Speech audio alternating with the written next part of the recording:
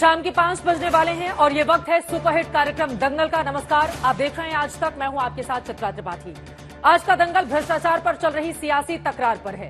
प्रधानमंत्री नरेंद्र मोदी ने कल विपक्ष के ऊपर भ्रष्टाचारियों को बचाने के लिए अभियान चलाने का आरोप लगाया है। पीएम मोदी ने कहा है कि विपक्षी दल चाहे जो कर ले, करप्शन के खिलाफ सरकार की मुहिम नहीं रुकने वाली। वहीं दूसरी तरफ कांग्रेस लगातार अदानी मुद्दे को उठा रही है। कांग्रेस अध्यक्ष मल्लिकार्जुन खड़गे ने ललित मोदी से लेकर नीरव मोदी तक और मेहुल चोकसी से लेकर विजय माल्या तक का हवाला देते हुए सवाल पूछा है कि देश के लुटेरों और भगोड़ों को लेकर सरकार खामोश क्यों है। इसी बीच आज की एक और बड़ी खबर यह है कि कर्नाटक में विधानसभा चुनाव की तारीखों का ऐलान हो गया है। 225 विधानसभा सीटों पर 10 मई को मतदान और 13 मई को मतगणना होगी। चुनावी वार पलटवार भी तेज हो चुका है। कर्नाटक में कांग्रेस की ओर से बीजेपी को 40% कमीशन की सरकार कहकर आरोप लगाए जा रहे हैं, तो कांग्रेस के बड़े नेता डीके शिव कुमार खुद एक रोड शो में 500 के नोटों की गड्डियां उड़ाते नजर आए। इस लिहाज से कर्नाटक में भी भ्रष्टाचार का मुद्दा दोनों ही पक्षों के लिए बड़ा मुद्दा बनता हुआ दिखाई दे रहा है। शायद यही वजह है कि पीएम मोदी ने विपक्षी दलों पर भ्रष्टाचारियों को बचाने का आरोप लगाया है। ऐसे में सबसे बड़ा सवाल यही है कि क्या भ्रष्टाचार के आरोप लगने के बाद ही विपक्षी दलों में एकता नजर आ रही है? क्या भ्रष्टाचार के आरोपों से घिरे दल ही लोकतांत्रिक व्यवस्था, कार्यपालिका और न्यायपालिका पर सवाल उठा रहे हैं? क्या मोदी सरकार में भ्रष्टाचार के मुद्दे पर निष्पक्ष कार्रवाई हो रही है?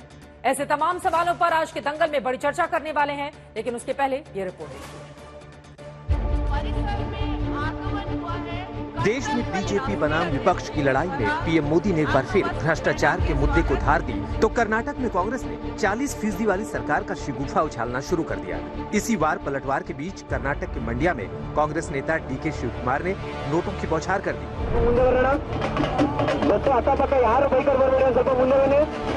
लोगों पर नोटों की ये बौछार कांग्रेस पार्टी के रोड मार्च में हुई, तो भ्रष्टाचार के मुद्दे पर वार कर रही बीजेपी को मौका मिल गया। By throwing notes, they are showing that the people are beggars. They think, Congress party thinks people are beggars. The people will teach him. People are the real owners. We are ready. What they do, they took their own time for the Prime Minister, Home Minister come to do and give advertisement to all the media with a lot of advertisement. Ever in the history of Indian politics, such money was not being spent for any advertisement. वार पलटवार दोनों तरफ से तेज होते जा रहे हैं। प्रधानमंत्री नरेंद्र मोदी ने विपक्ष के ऊपर भ्रष्टाचारियों को बचाने के लिए एकजुट होने का आरोप लगाया, तो कांग्रेस ने भ्रष्टाचार के आरोपियों को देश से भगाने का आरोप लगाते हुए पलटवार किया। दलों ने मिलकर भ्रष्टाचारी बचाओ अभियान छेड़ा हुआ है।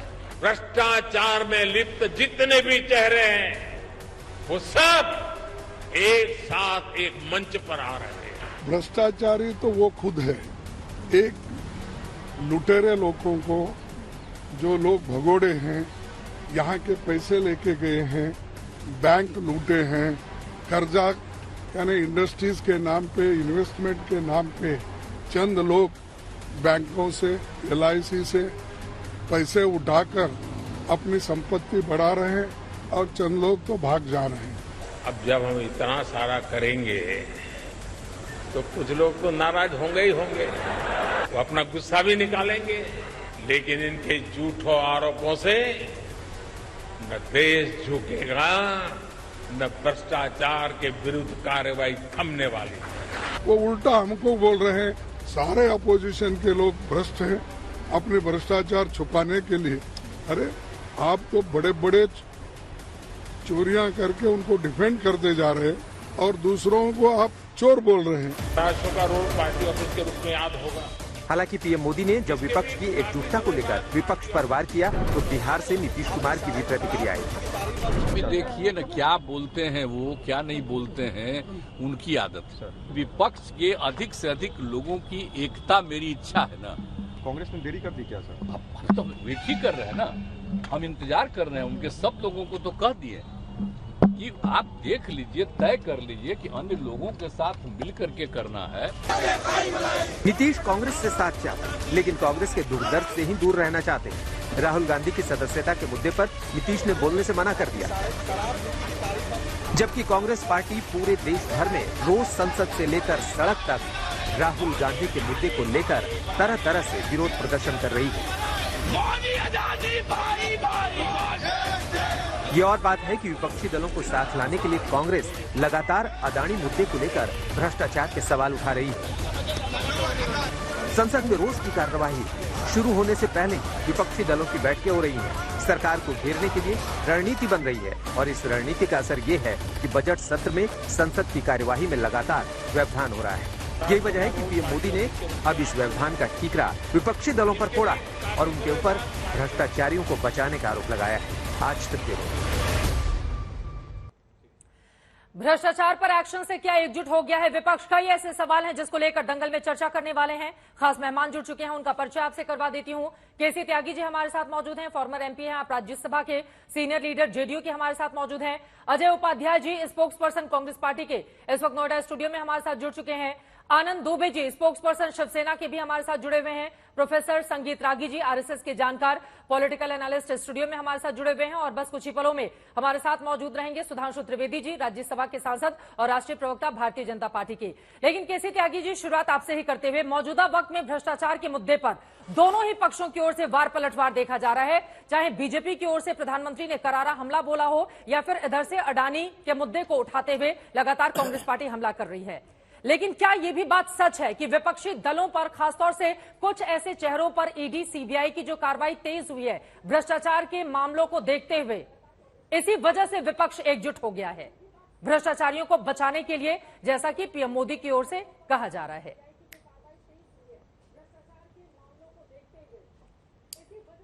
चित्रा जी, भ्रष्टाचार के विरुद्ध जो सबसे कारगर जंग लड़ी गई थी उसमें हम लोग शामिल थे।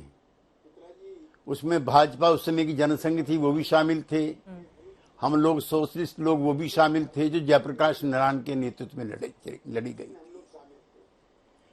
कौन चलेगा आज देश से भ्रष्टाचार मिटाने को, बर्बरता से लोहा लेने, सत्ता से टकराने को? आज देखते हैं कौन रचाता मौत के संग सगाई है, ये गाने गा करके हम आंदोलन कर रहे थे। लिहाजा जो हमारी पीढ़ी का नेतृत्व है वो इन सवालों पर बहुत गंभीर भी है और हम लोगों पर कभी भ्रष्टाचार का आरोप नहीं लगा। मैं प्रधानमंत्री के इस वक्तव्य को सिरे से खारिज करता हूं कि सारे इकट्ठे हो गए और इस चैनल पे जो भाजपा का पक्ष प्रत्यक्ष अप्रत्यक्ष रूप से रखते हैं उनसे भी कहना चाहता हूं कि नीतीश कुमार पर 17.5 साल के मुख्यमंत्री काल में जी और उससे पहले के 27-28 साल में एक नए पैसे का आरोप नहीं लगा है। लेकिन हम विपक्ष में हैं, हम जनसंघ के साथ थे, तब भी कांग्रेस का विकल्प तलाश करते थे और जनसंघ उस समय की जो थी वो कम्युनिस्टों के साथ भी मिलकर के कांग्रेस का विकल्प तलाश करती थी। ठीक है, तो ये विपक्ष का इकट्ठा होना ना तो ये एंटी नेशनल है और ना भ्रष्टाचार को बचाने के लिए है। ठीक है, जब जब भी कोई शासक दल बहुत मजबूत होता है तो उससे अकेले मुकाबला करना किसी एक दल के लिए संभव नहीं होता है। नीतीश कुमार जी का जो वक्तव्य आज का है वो उसी का है और वो ठीक बात है, उन्होंने ठीक कहा। 9 अगस्त को हम अलग हुए थे एनडीए से, एक नए आशा का संचार हुआ था विपक्ष के अंदर कि एनडीए का कुनबा कम हो गया। शिवसेना पहले छोड़ गई थी, अकाली दल पहले छोड़ गए थे। तो नीतीश जी लालू जी को लेकर के सोनिया जी से मिले थे और राहुल जी से मिले थे। लेकिन इतना अफसोस हमको जरूर रहता है कि 7-8 महीने हमारे कांग्रेस के मित्रों ने खराब किए, जबकि उनको ये मुहिम अक्टूबर-नवंबर से चलानी चाहिए थी सभी विपक्षी दलों को इकट्ठा करने। लेकिन तेजस्वी यादव, उनके परिवार के खिलाफ जब एक्शन होता है तो नीतीश कुमार चुप्पी साध लेते हैं। इस सवाल को लेकर आप जवाब दीजिएगा। सुधांशु त्रिवेदी जी भी हमारे साथ जुड़ चुके हैं। सुधांशु जी, आपने केसी त्यागी जी को सुना, उनका ये कहना है नीतीश कुमार बीजेपी के खिलाफ अगर अलग गठबंधन का हिस्सा बनने की कोशिश में लगे हुए, एकजुट कर रहे हैं, तो इसका मतलब ये कतई नहीं है कि भ्रष्टाचार के मुद्दे पर वो किसी तरह का कॉम्प्रोमाइज कर रहे हैं। उनके राजनीतिक करियर में एक भी दाग उनके ऊपर करप्शन के नहीं लगे हैं। तो पीएम की ओर से ये जो आरोप लगाया जा रहा है वो पूरी तरह से गलत है। देखिए, केसी त्यागी जी बहुत ही वरिष्ठ और सम्मानित नेता हैं उन्होंने जो बात बोली उन्हीं की सेंटेंस में से मैं वाक्य निकालने का प्रयास करता हूं। उन्होंने जो पहले एक उद्घोष बताया था जी इमरजेंसी के समय का, वो हम लोगों के तो होश संभालने से पहले की बात है, पर मुझे जहां तक याद है शायद त्यागी जी उसके आगे की लाइनें थी, जाग उठी तरुणाई है, जेपी ने अलग जगाई है। तब नीतीश जी भी युवा थे, लालू जी भी युवा थे, आप लोग भी युवा थे, और कांग्रेस से ऐसी लड़ाई लड़ी थी कि आज भी उसके स्मरण में लालू जी की पुत्री का नाम मीसा है। मीसा आज की युवा पीढ़ी को नहीं ध्यान होगा, MISA maintenance of internal security act होता था। और त्यागी जी ज्यादा बेहतर बताएंगे, अगर किसी ने ये केवल खड़े होकर पब्लिक प्लेस पे कह दिया कि इंदिरा गांधी की सरकार चली जानी चाहिए, तो उठा के पहले defence of India rule DIR में बंद किया जाता था, मीसा में लगा के जेल में, और जमानत कुछ नहीं होती, इतना मुकदमा। तो इसलिए मैं कहना चाहता हूं, मगर आज वो लोग कांग्रेस के साथ, त्यागी जी ने ठीक बोला, हमारी बात तो साबित कर दी उन्होंने। अगर जदयू के नेता के किसी के खिलाफ कोई ऐसा मुद्दा नहीं है नीतीश जी के खिलाफ, तो कोई विषय भी नहीं है। और यह भी एक मतलब अंदर लाइटर नोट में कहूं, शायद इसीलिए सबसे लंबे समय तक वो हमारे ही साथ गठबंधन में रहे।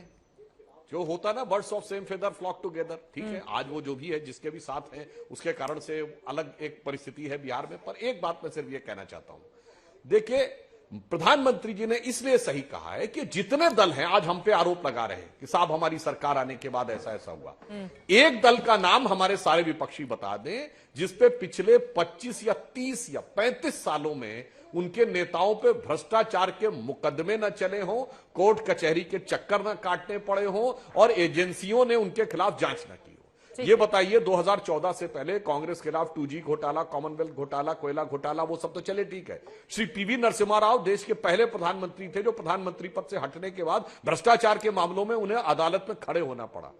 बताइए राजीव गांधी जी देश के पहले प्रधानमंत्री थे जो भ्रष्टाचार में घेरे में, सीधे आरोप के घेरे में आए। तब तो भाजपा नहीं थी, मोदी जी अमित शाह जी का पता नहीं था। और त्यागी जी बैठे, लालू प्रसाद यादव जी 1997 में जेल चले गए थे, तब तो ईडी का गठन तक नहीं हुआ था। आप कल्पना करिए डीएमके के नेताओं के खिलाफ किस जमाने में 90 और 95 के दशक में भ्रष्टाचार के केस, मुलायम सिंह जी के ऊपर, मायावती जी के ऊपर 15-15, 20-20 साल पुराने केस, और आज सारे के सारे लोग पर्ची फाड़ रहे 2014 के बाद तो मोदी जी के नाम पे। इसलिए मोदी जी ने बिल्कुल सही कहा, ये सब लोग जो पुराने भ्रष्टाचारी हैं आज केवल अपने भ्रष्टाचार को छुपाने के लिए एक हो गए। क्योंकि एक लाइन और कह दूं, देखिए संयोग जानते क्या होता है, आ रही हूं त्यागी जी आपके पास आ रही हूं। इसमें किसी को पब्लिक से मतलब नहीं है, एक लाइन, किसी को एक दूसरे दल से भी मतलब नहीं है। ये सब अपने अपने दर्द से परेशान हैं। जो पुराना गाना है ना, कौन रोता है किसी और की बातों पे है दोस्त, सबको अपनी ही किसी बात पे रोना आया। तो ये अपने अपने कारण से साथ में है, इसमें कोई देश समाज या दूसरे दलों के कारण से क्यों साथ में, जल्दी से एक लाइन में। मेरे मित्र सुधांशु जी से ये सवाल था, त्यागी जी किस किस वजह से साथ में है, जल्दी से एक लाइन में, उसके बाद मैं फौरन आ रही हूँ केसी त्यागी जी आपके पास, उनकी क्या मजबूरी है? मेरा काउंटर क्वेश्चन है कि मेरे से मैं पूछ रहा हूँ कि जो इतने मैं जवाब दे रहा हूँ चित्रा जी, इतनी पाकसाक आपने पूछा मुझसे, इतनी पाकसाक राजनीति साथ में है, प्लीज मुझसे पूछा या इनसे पूछा? मैं आ रही हूँ सर, एक लाइन में उनका जवाब हो जाए सुधांशु जी का, उसके बाद मैं आ रही हूँ केसी त्यागी जी आपके पास। हाँ सुधांशु जी। सॉरी तो देखिए जानते, जो मैंने बोला ना कि वो कौन रोता है किसी और की बात, उसी की अगली लाइन में इसका आंसर है। जानते क्यों साथ में? कभी खुद पे कभी हालात पे रोना आया, और जो केस निकल रहे हैं ना, बात निकली तो हर एक बात पे रोना आया। इसलिए आगे की लाइन थी कि कौन रोता है किसी और की बातों पे दोस्त, सबको अपनी ही किसी बात पे रोना आया। चूंकि सबके केस निकल रहे हैं एक के बाद एक, इसलिए सब मजबूरी में एक दूसरे के साथ आ रहे हैं, अपने अपने परिवार को बचाने के लिए, अपने अपने भ्रष्टाचार को बचाने। केसी त्यागी जी उनकी बातों पर जवाब दीजिए। और एक महत्वपूर्ण सवाल जो यहाँ पर डिबेट में चर्चा में उठी है, जिस इमरजेंसी के खिलाफ कांग्रेस को लेकर आप लोगों ने बड़ी लड़ाई लड़ी, आप लोग जेल भी गए, आज उसी कांग्रेस से गठबंधन को लेकर इतनी बेकरारी, बार बार नीतीश कुमार कह रहे हैं कि कांग्रेस पार्टी गठबंधन करने को पता नहीं उस तरह से आगे क्यों नहीं आ रही है। आज ही का उनका बयान है कि कोई कोशिशें कांग्रेस की ओर से क्यों नहीं की जा रही हैं। उसी कांग्रेस को लेकर इतना ज्यादा प्यार मौजूदा वक्त में क्यों है केसी त्यागी जी?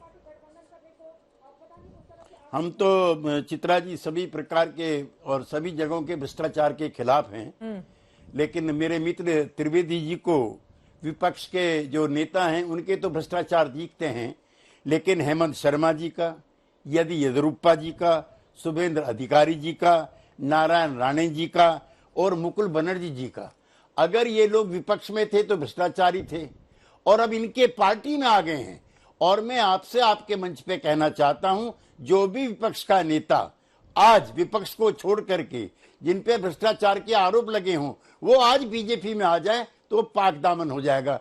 तो भाई ये करेक्टर सर्टिफिकेट का जो सर्टिफिकेट है वो आपके यहीं बंटता है, आपके यहीं मिलता है। जरा इन लोगों पर भ्रष्टाचार के आरोप थे या नहीं थे, ये आपकी पार्टी में आए कि नहीं आए, इनके विरुद्ध आपकी पार्टी ने कभी कोई कार्रवाई की कि नहीं की? ईडी, सीबीआई, इनकम टैक्स ने आपकी पार्टी में आने के बाद इनको कभी भी पूछताछ के लिए बुलाया या नहीं? जवाब दीजिए सुधांशु जी, उसके बाद बाकी मेहमानों के पास जाऊंगी।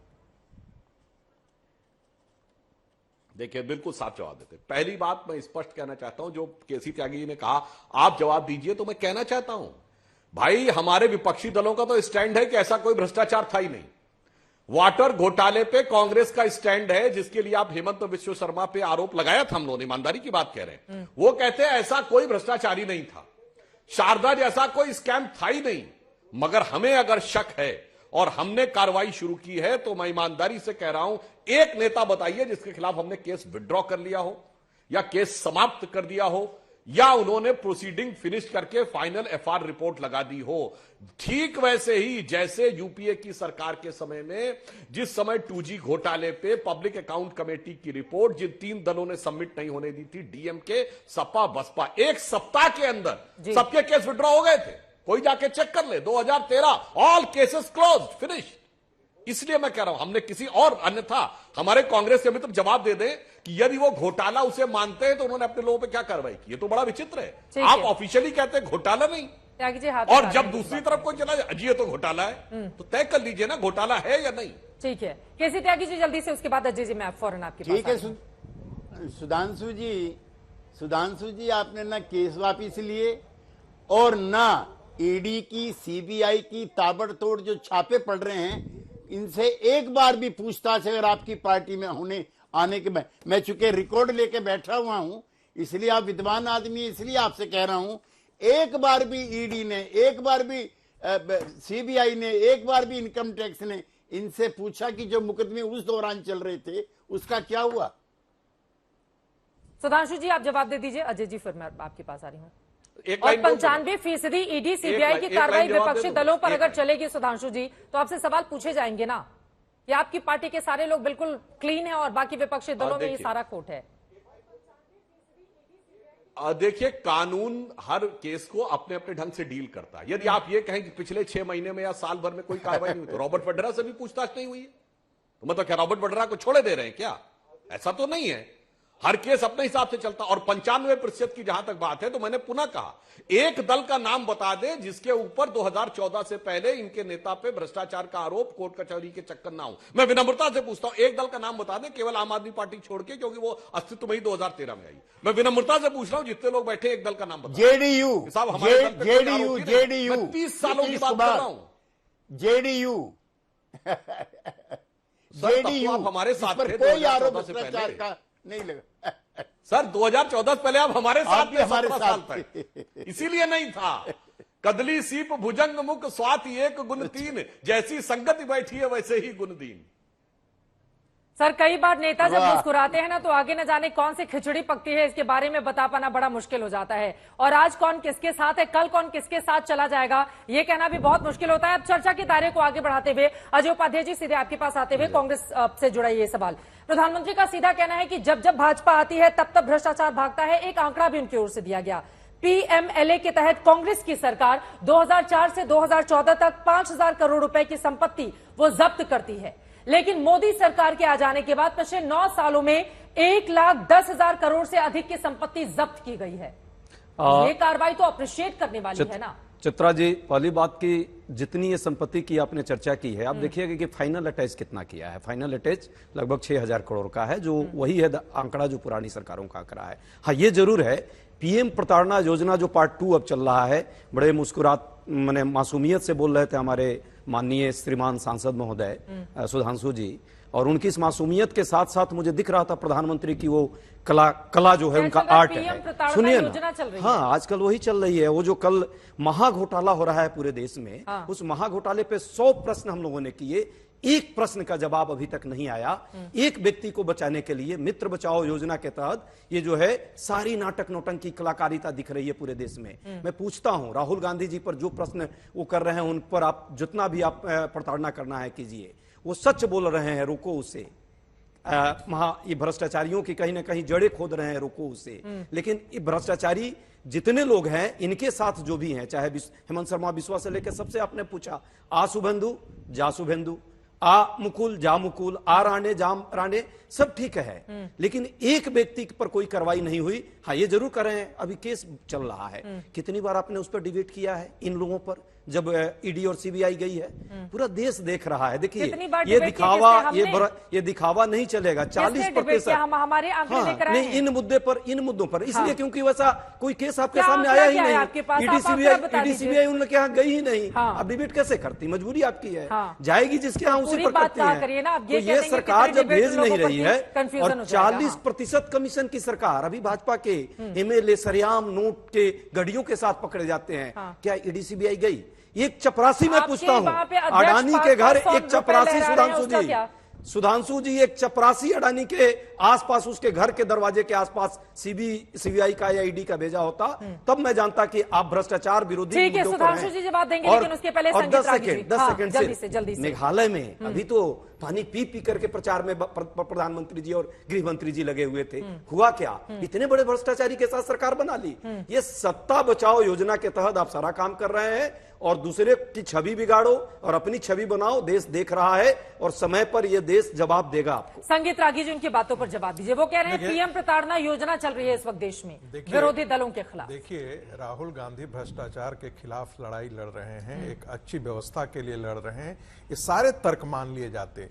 यदि वो कहते, जिस समय हेमंत बिस्वा शर्मा उनकी पार्टी में थी और उस समय राहुल गांधी कहते कि हाँ ये भ्रष्टाचारी हैं, इनके खिलाफ कार्रवाई होनी चाहिए। बाकी उनके पार्टी के खिलाफ, बाकी उनके नेताओं के खिलाफ यदि जो बातें की, आप सोचिए, ममता बनर्जी के खिलाफ किसने अभियान चलाया था? राहुल गांधी ने ही अभियान चलाया था। नारदा शारदा के बारे में कौन सबसे पहले ये किया था? ममता बनर्जी पार्टी के खिलाफ यही इन्होंने थे। यही नीतीश जी थे जो लालू प्रसाद यादव के खिलाफ खड़े थे। आज लालू यादव कन्विक्ट होने के बावजूद भी वो पाक साफ निकल रहे हैं। और फिर त्यागी जी उम्मीद करते हैं कि लोग कहे कि नहीं, देखिए सही है, लेकिन लोग जो बार सवाल पूछ रहे हैं कि 20,000 करोड़ रुपए शेल कंपनियों में अडानी के कहां से आए, एक और बात कौन देगा? एक बात और बताता हूं। ये पूरा का पूरा किस चीज पर आधारित है? हिंडनबर्ग रिपोर्ट पर आधारित है। ठीक है। दूसरी बात, हिंडनबर्ग रिपोर्ट में यह भी था, ओवर इनवॉइसिंग का भी केस है। यदि ये जिन लोगों ने हिंडनबर्ग रिपोर्ट को पढ़ा होगा, ये वे अच्छी तरीके से जानते हैं।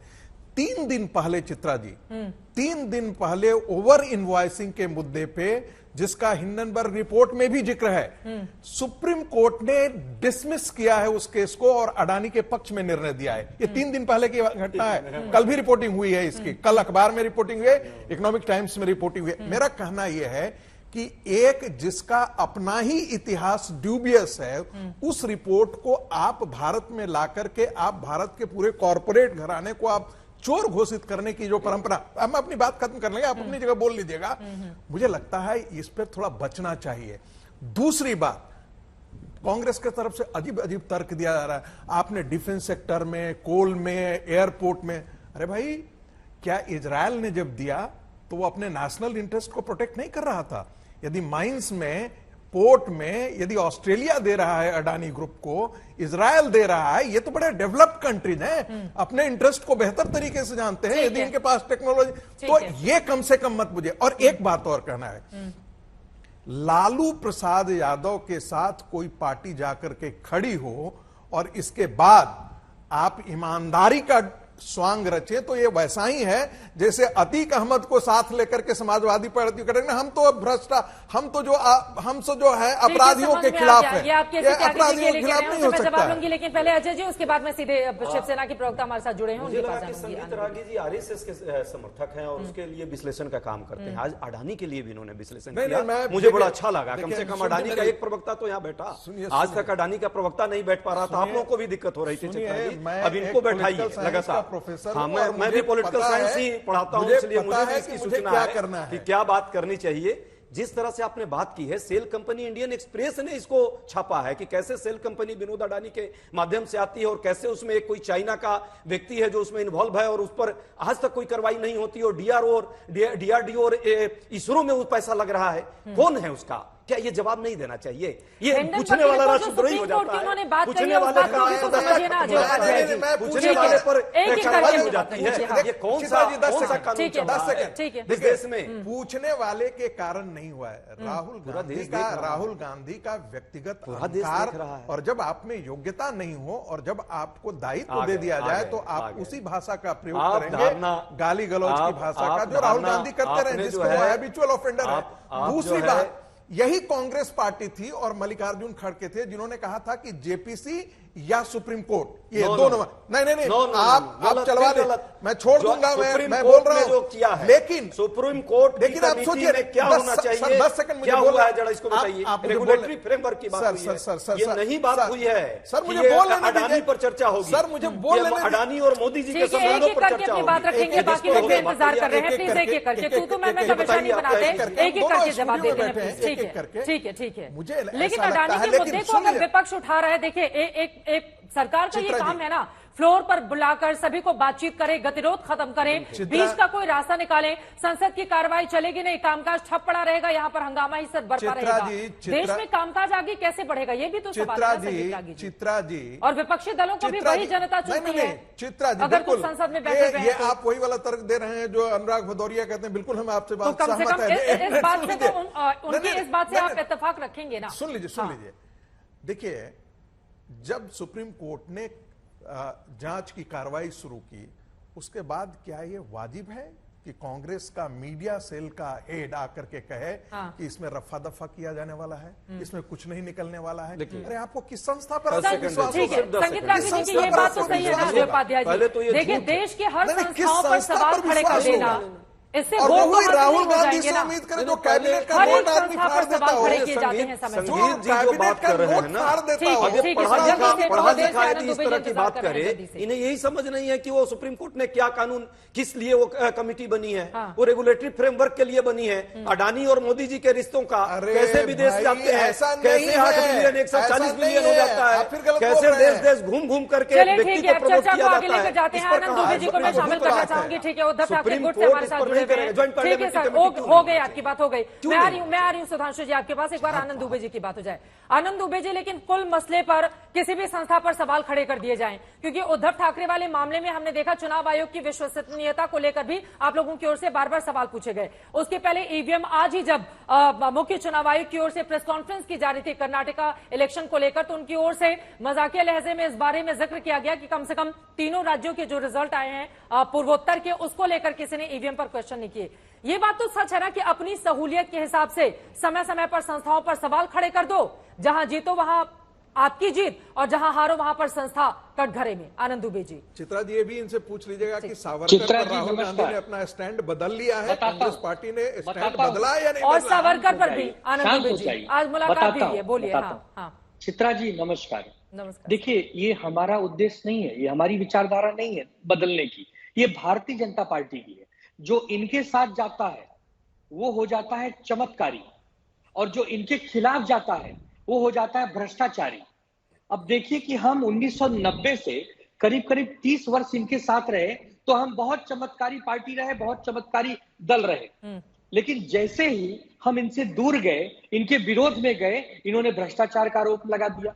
ये हो गई पहली बात। दूसरी बात, चुनाव आयोग ने एक दिन ये कह दिया कि ये पार्टी ही शिवसेना उद्धव ठाकरे जी की नहीं है, उनके कार्यकर्ताओं की नहीं है, ये 40 विधायकों की है, ये 12-13 सांसदों की है। तो आप बताइए कि चुनाव आयोग के विरोध में हम बात न करें, हम कहें नहीं नहीं चुनाव आयोग तो बहुत संत का काम कर रही है, बहुत अच्छी विचारधारा लेके आ रही है, बिल्कुल नहीं कहेंगे। तीसरी बात, अभी हमारे प्रवक्ता साहब कह रहे थे आरएसएस वाले कि राहुल गांधी जी पर बोलिए।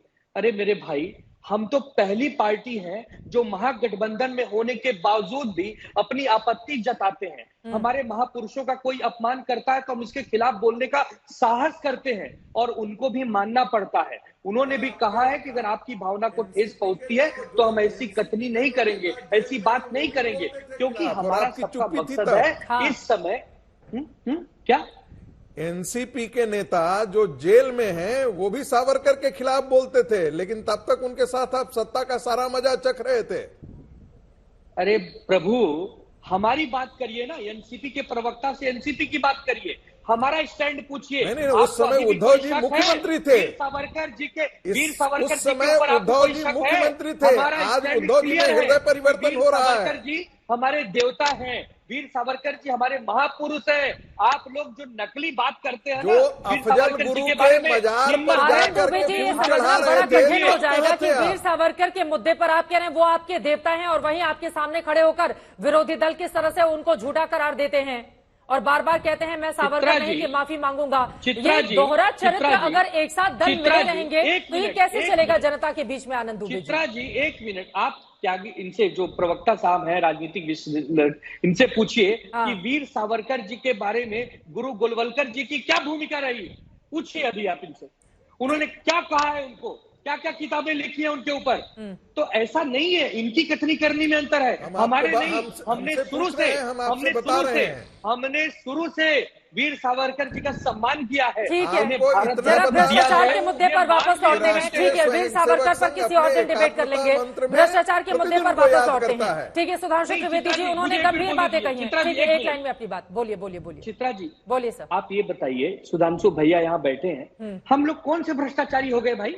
30 साल आपके साथ थे, एक ही थाली में खाना खाए हैं, हम भ्रष्टाचारी हो गए और आप लोग पूरी दुनिया के सबसे बड़े सौभाग्यशाली हो गए? ऐसा नहीं होता है। आपके विरोध में यदि कोई बात करता है तो भ्रष्टाचारी हो गया और जो आपके साथ है वो बहुत बड़ा वफादार हो गया। ये देश की जनता को दिख रहा है। ठीक है, आप आनंद दुबे जी की बातों का सुधांशु त्रिवेदी जी, ठीक है, अब उन्होंने अपने भैया से सवाल पूछा है कि सुधांशु भैया उनके बैठे हुए, एक बार आनंद जी, संगति का बड़ा असर पड़ता है। देखिए, लालू जी की संगति में जाकर के नीतीश जी की हाल देखिए, और गोस्वामी तुलसीदास जी को तो पढ़ा होगा, कम से कम 117 पेज जो है वो संगति पर ही उन्होंने बोला है। पूरा बालकांड में संगति पर ही जिक्र किया है, तो संगति का बड़ा असर पड़ता है। ठीक है, आनंद दुबे जी इसका जवाब देंगे, लेकिन सुधांशु जी उसके पहले आपके साथ रहे तो चमत्कारी अलग हो जाए तो भ्रष्टाचारी, ये कैसे चलेगा? वो ये भी कहना है कि 31 सालों तक तो आप ही के साथ थाली में खाना खाए, तो फिर अचानक से भ्रष्टाचारी कैसे नजर आए? हाँ, देखिए, हम एक बात कहना चाहते हैं, आज वो भ्रष्टाचारी के सत्कारी हो गए ना, यह समस्या हो गई। जो जिन पार्टियों के ऊपर भ्रष्टाचार का आरोप है, मैं ये कहना चाहता हूं हमारे साथ थे। एक बात मैं स्पष्ट कर दूं, जो आनंद दुबे जी ने कहा, यहीं पर थोड़ा विचार में भिन्न। इन्होंने कहा कुछ सांसद चले गए, कुछ विधायक चले गए तो पार्टी नहीं रह गई, अर्थात पार्टी सांसद, विधायक, पदाधिकारी और कार्यकर्ता नहीं, परिवार बनाता है। यह विचार गलत था। और दुबे जी, न हम आपके साथ थे, ना आप हमारे साथ थे, हम दोनों हिंदुत्व की विचारधारा के साथ थे। हम दोनों स्वर्गीय बाला साहब ठाकरे जी की उस विचारधारा के साथ थे जो प्रखर हिंदुत्व के साथ होती है। पर अफसोस की बात यह है, जब आप उन लोगों के साथ हो गए जिनका, उस कांग्रेस पार्टी के साथ जिसका केरल में मुस्लिम लीग के साथ गठबंधन है, वह जिसका बंगाल में फुरफुरा शरीफ के पीरजादा अब्बास सिद्दीकी के साथ गठबंधन है, वो जो कि बदरुद्दीन अजमल के साथ खड़े होते हैं, जो अफजल गुरु से लेके याकूब मेनन से लेके और इशरत जहां से लेके कितने जाकिर नायक को शांति का मसीहा कहते हैं। मुझे लगता है कि शायद तब आप उस विरासत के प्रति आपने जो अन्याय किया, उसी कारण से यह परिस्थितियां उत्पन्न हुई, अन्यथा तो मूल भाव तो हमारा आपका एक ही था। अब मैं अजय उपाध्याय जी की बात का उत्तर देता हूं। देखिए, इन्होंने बड़ी प्रखरता के साथ कहा कि अडानी के मुद्दे के ऊपर कार्रवाई नहीं हो रही? मैं तो यही जानना चाहता हूं। भारत की सेबी, भारत की स्टेट बैंक, भारत की LIC, किसी की बात तो भरोसा नहीं है, मगर कांग्रेस को फिर भी यह पुख्ता जानकारी है कि शेल कंपनियां आई हैं, गड़बड़ हुआ है। मगर मुझे बड़ा आश्चर्य है, यदि कांग्रेस की लीडरशिप इतनी कन्विंस है तो पिछले 6 महीनों में सबसे बड़ा पावर प्रोजेक्ट अडानी समूह को राजस्थान में मिला है 60,000 करोड़ का, और उसमें कैंसिल करने की बजाय राजस्थान सरकार ने सैकड़ों एकड़ जमीन दे दी अडानी पावर को। सबसे बड़ा अगर माइंस का कॉन्ट्रैक्ट मिला है पिछले साल भर के अंदर तो वो मिला है छत्तीसगढ़ में 11,000 करोड़ रुपए का, और पोर्ट का कॉन्ट्रैक्ट पहले महाराष्ट्र में महाविकास आघाड़ी के समय में मिला था और अब केरल से मिला, जहां से निवर्तमान सांसद राहुल गांधी जी संसद सदस्य हैं। तो मुझे समझ में नहीं आ रहा है, यदि कांग्रेस पार्टी इतनी कन्विंस है तो क्यों नहीं कैंसिल करती भाई उसे? क्यों नहीं इंक्वायरी करती अपने यहां अलॉट करने पे? बताइए, एक तरफ कह रहे शेल कंपनियों से पैसा आ गया आपके राज्य में 60,000 करोड़, 11,000 करोड़, हजारों करोड़ पहुंच गया, तो कोई बात नहीं जी, सब ठीक है। सारा का सारा गड़बड़ भाई, ये समझ में नहीं आता। ये हकीकत है कि दिल्ली में आकर चिल्लाना है और अपने अपने राज्य में इन्वेस्टमेंट का रिश्ता निभाना है। अब मैं एक और बात भी कह दूं, हिंडनबर्ग रिपोर्ट के आधार पर जो संगीत रागी जी ने कहा, केवल वही आधार है ना, क्योंकि LIC, SBI, SEBI पे भरोसा नहीं है। हिंडनबर्ग को उनके देश में कोर्ट ने प्रतिबंधित कर दिया है कि वो किसी समूह के खिलाफ कोई भी रिपोर्ट नहीं प्रकाशित करेंगे, क्योंकि वो खुद शॉर्ट टर्म सेलिंग करते हैं। और घोटाला तो यह है कि हिंडनबर्ग ने करोड़ों रुपए कमाए अडानी के खिलाफ रिपोर्ट लिख के। शॉर्ट टर्म सेलिंग क्या होती है मैं दर्शकों को बता देना चाहता हूं। एक शेयर मार्केट में व्यवस्था होती है कि 100 रुपए का शेयर है, आपने कहा कि जी आज हम दे रहे हैं, मगर हम आपको 1 हफ्ते बाद हम आपको बेचेंगे, आज की कीमत देनी पड़ेगी। 1 हफ्ते बाद अगर 100 का शेयर 120 का हो गया तो कंपनी को 20 रुपए का फायदा, पर अगर 100 का शेयर 50 का हो गया तो आपको फायदा। हिंडनबर्ग ने पहले शेयर खरीदे, फिर यह रिपोर्ट प्रकाशित की, फिर अडानी के शेयर धड़ाम से गिरे और करोड़ों करोड़ों रुपए कमाए। मुझे समझ में नहीं आ रहा है कि उधर से सुर और 7 समुंदर पार से सुर और इधर से ताल कैसे लग गई, ये समझ से परे है मान्यवर। अन्यथा मैं विनम्रता से कहता हूं, अपनी सरकारों से कहिए कैंसिल करें, फटाफट कार्रवाई करें, ताबड़तोड़। क्यों नहीं कर रहे? एक बड़ी नजीर बन जाएगी अजय उपाध्याय जी अगर ऐसा करती है आपकी सरकारें। तो त्रिवेदी जी के वाकपटुता का मैं बहुत ही सम्मान करता हूं, और अच्छा किया आपने, बड़ा अच्छा प्रश्न किया है। इंडियन एक्सप्रेस ने भी यही छापा है, उस पर भी कार्रवाई मुझे लगता है एक आध दिन में आप जरूर करवाएंगे। जो सेल कंपनियों के ये पूरे संबंधों के बारे में चर्चा की है कि कैसे DRDO और इसरो में वो पैसा गया है और कहां से वो पैसा आया है, विनोद अडानी कौन है और अडानी से उसके क्या संबंध है। मित्र बचाने के लिए मैं जानता हूं कि एक भी आप अपना ED CBI का चपरासी नहीं भेजेंगे, लेकिन क्या मित्र को बचाने के लिए पूरी संसद को बंधक बना देंगे? सत्ता पक्ष के लोग जाकर के वहां हंगामा करेंगे, विरोधियों को भ्रष्टाचारी क्या क्या नहीं कहेंगे, देशद्रोही कहेंगे। क्या कर रखा है आपने? एक व्यक्ति पूरे देश पर भारी पड़ गया। अरे कम से कम इतना तो कीजिए। आप लोग तो राष्ट्र भक्ति की बात करते थे, राष्ट्रभक्ति की बात करते करते अडानी भक्ति पर आ गए। कौन सा क्या रिश्ता है? एक सवाल का जवाब दे दीजिए। आपकी एकदम अडानी को लेकर इतने सारे आप लोगों के मन में सवाल है, जो कॉन्ट्रैक्ट है, जो कॉन्ट्रैक्ट आई है इन बिटवीन, जो कॉन्ट्रैक्ट जो भी समझौता हुआ है लीगल फ्रेमवर्क में वो समझौता है और उसको हम लोग कैंसिल करेंगे। हम लोग यदि उसमें नहीं उसमें यदि उसमें हम लोग जांच कराएंगे और उसको उसको हम जांच करा रहे हैं और उसको यदि गलत होगा तो उसको करवाएंगे। और चुनाव जब हो जाएगा राजस्थान में उसके बाद रिजल्ट आएगा। ये बातें कैसे चलेगी? ये बातें कैसे चलेगी? छोड़ के अडानी पर कोई कार्रवाई नहीं होगी। ये महाघोटाले के लिंक पर कोई चर्चा नहीं होगी। क्या दिखा रहे हैं? नहीं, आप अडानी के मुद्दे पर चर्चा कीजिए, लेकिन नजीर तो आप स्थापित कर दीजिए। सरकारें वो भी अगर आप नजीर स्थापित करेंगे उसके बाद बोलेंगे तो आपकी बातों में दम दिखेगा। अगर आपकी सरकार जिम्मेवारी के साथ कर रहा हूँ, जिम्मेवारी के साथ कर रहा हूँ। सेल कंपनियों से पैसे आए होंगे, एक एक पैसे को एक एक टेंडर को खारिज किया जाएगा। हम वैसे लोग नहीं है। सेल से रेल तक और रेल से तेल तक सब दे देंगे। आनंद दुबे जी, उसके बाद में आ रही हूँ आपके पास। ठीक है केसी त्यागी जी, लेकिन एक बार फिर से भ्रष्टाचार के मुद्दे पर उसके बाद जी केसी त्यागी जी सुधांशु जी बोलिए। त्यागी साहब मैं फौरन आपके पास आ रही हूँ। मैं अपनी एक लाइन सिर्फ बोलूंगा, अपने विद्वान एक लाइन बोल दूं सर, त्यागी जी एक लाइन बोल दूं उपाध्याय जी के बारे में। देखिए अजय उपाध्याय जी ने कितनी अच्छी बात कही। जब उनकी सरकार के बारे में पूछा गया तो उन्होंने कहा यदि शेल कंपनियों से आए होंगे तो कार्रवाई होगी, और पिछले वक्त हम क्या कहे थे? शेल कंपनियों से आए हैं। यही कांग्रेस का चरित्र है। आरोप लगाना है तो आए हैं निश्चयात्मक, और हमारी सरकार में है तो होंगे, तो होगी अनिश्चयात्मक। शब्दों से नहीं, शब्दों का वाहन नहीं, ईमानदारी से जांच करवाई होती चली जा रही है। ठीक है, केसी त्यागी जी। ठीक है सर, केसी त्यागी जी। मैं चित्रा जी, अपने विद्वान मित्र रागी जी को मेरा संबोधित है, जिसमें इन्होंने नीतीश जी को लेकर के टिप्पणियां की हैं, कैसे हम लोग जो हैं वहां पर गठबंधन बनाए हुए हैं। चूंकि दोनों मेरे मित्र विद्वान हैं, लेकिन मेरा संगीत रागी जी के लिए है। श्यामा प्रसाद मुखर्जी की मृत्यु, जो जनसंघ के संस्थापक थे, कश्मीर में हुई थी, उसमें शेख अब्दुल्ला वहां के मुख्यमंत्री थे।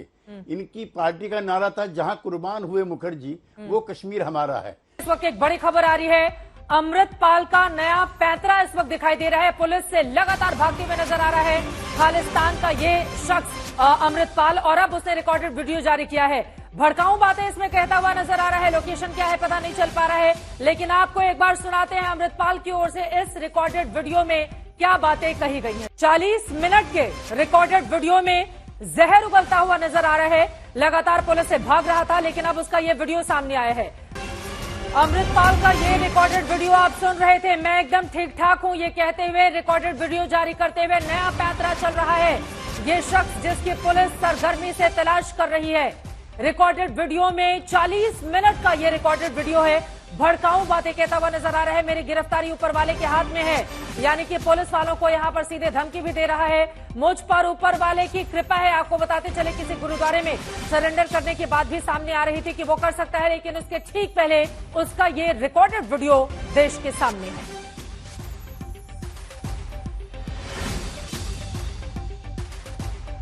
अमृतपाल की ओर से कहा जा रहा है, मेरा कोई बाल भी बांका नहीं कर सकता है। पुलिस की पकड़ में ये शख्स कैसे आएगा, ये बड़ा सवाल बना हुआ है। भ्रष्टाचार के आरोपों की वजह से ही विपक्षी दल क्या एकजुट हो रहे हैं, ये सवाल आज दंगल में हमने पूछा था। आपके जो जवाब मिले हैं, 81% लोगों का जवाब हाँ में है, 19% लोगों का जवाब नहीं में है। अब भ्रष्टाचार के मुद्दे पर किस दल को होता है फायदा, आगे क्या होगा इस मुद्दे को लेकर, कौन जोर शोर से आगे बढ़ेगा, इस पर रहेगी आज तक की नजर। इसी के साथ दंगल में अभी के लिए बस इतना ही। देश और दुनिया की तमाम खबरों के लिए आप देखते रहिए आज तक।